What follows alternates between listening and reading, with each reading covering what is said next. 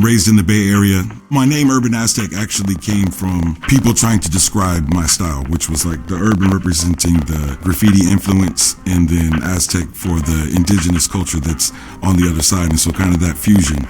What's up, fellow collectors? Godzilla back again for another review, and today we're going to take a look at the Mondo Urban Aztec Godzilla. Was a limited version. They released the first version. If you know, after this, they did reissue or re-release a different paint application, different variant, which is a blue variant, which also looks nice.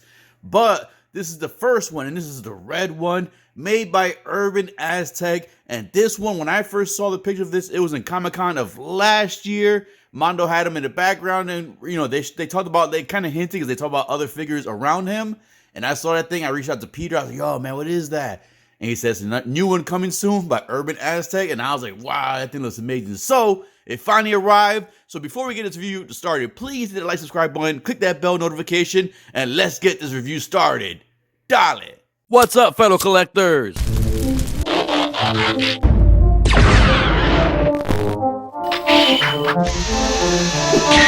Die action.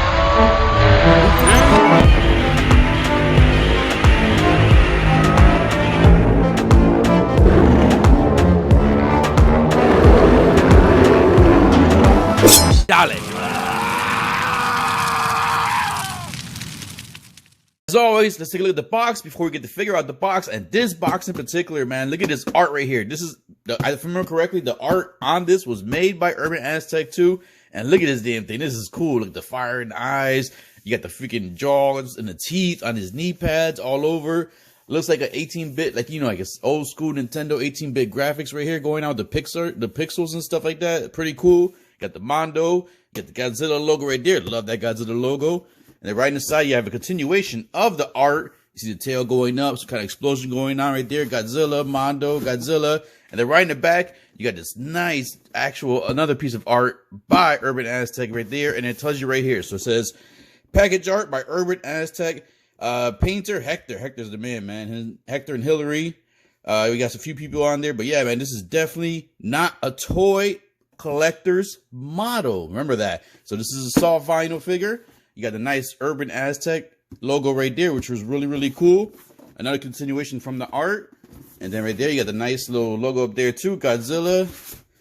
And right in the bottom, you got all the other legal information right there, upside down, but you can go ahead and pause that and flip it over if you want. All right, let's go ahead and get this kaiju out the box.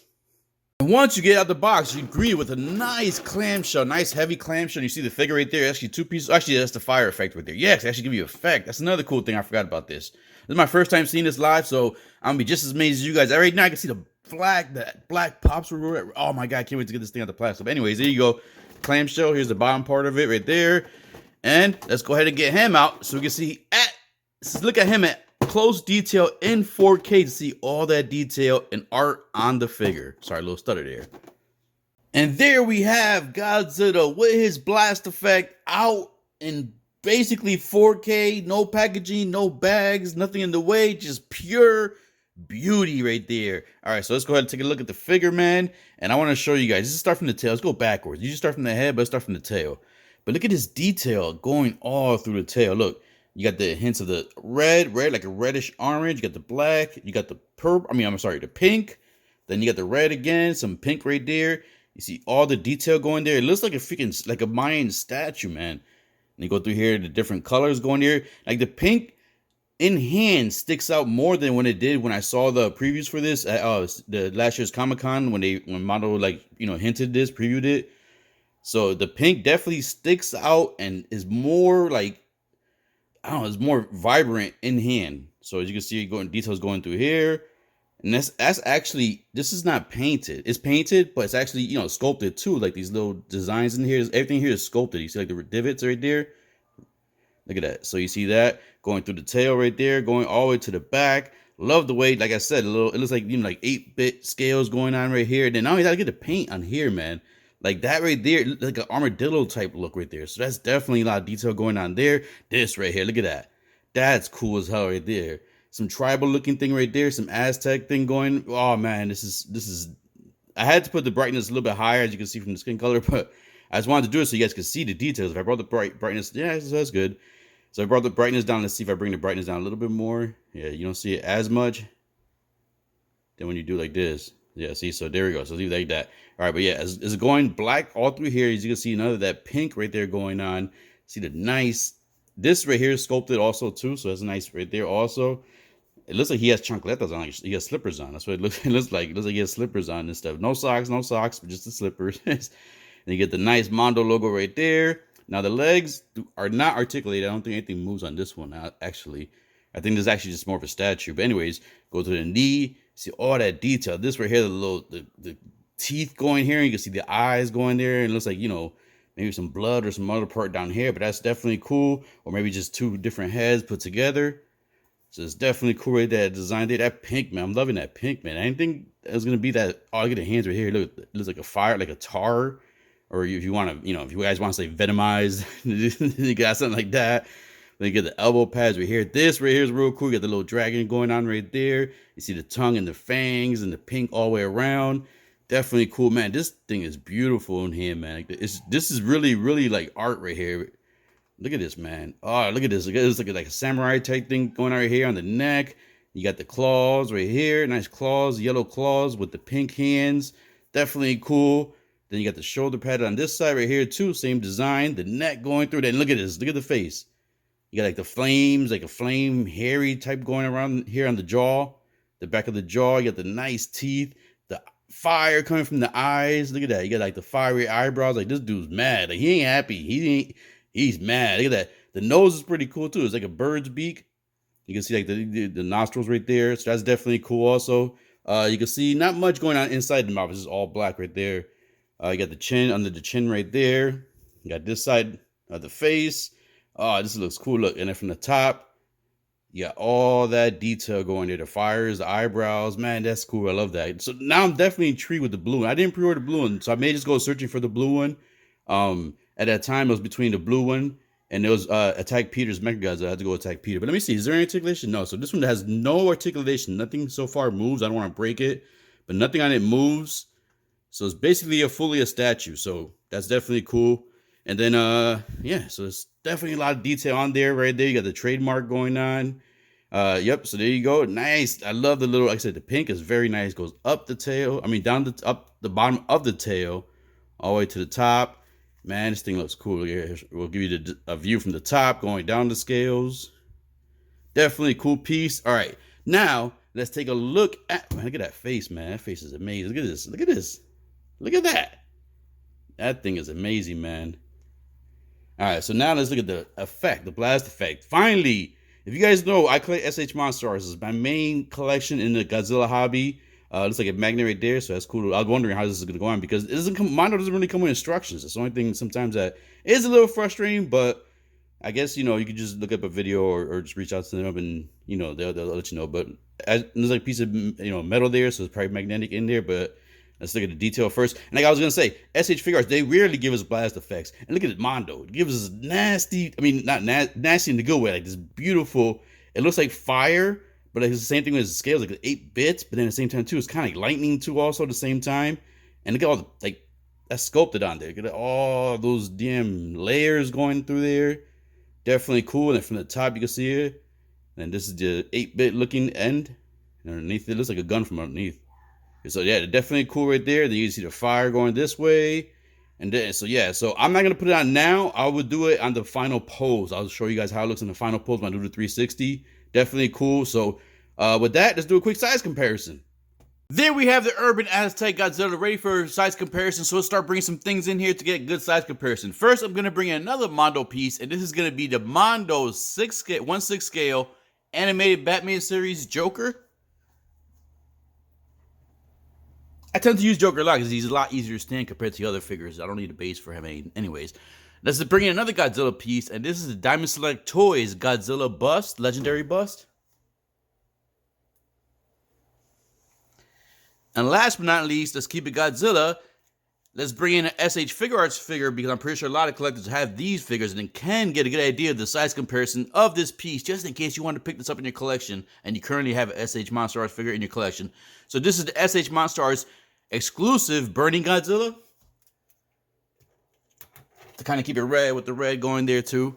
All right, so there's a good size comparison. He is falling back a little bit, but there's a good size comparison of the Urban Aztec Godzilla, Mondo Godzilla, along with 3 other pieces, just in case you have any of these in your collection. All right, let's go ahead and get that final. I normally do more than one final pose, but since it's basically a statue, I'm just gonna do one final pose. So let's go ahead and do the final pose and final thoughts. All right, so just a quick heads up. I have not seen any reviews for this figure just yet, so I'm not 100% sure how this piece goes in there. It looks like there's a magnet right here, right? And if you look real close in there, let me see if I can bring my brightness up.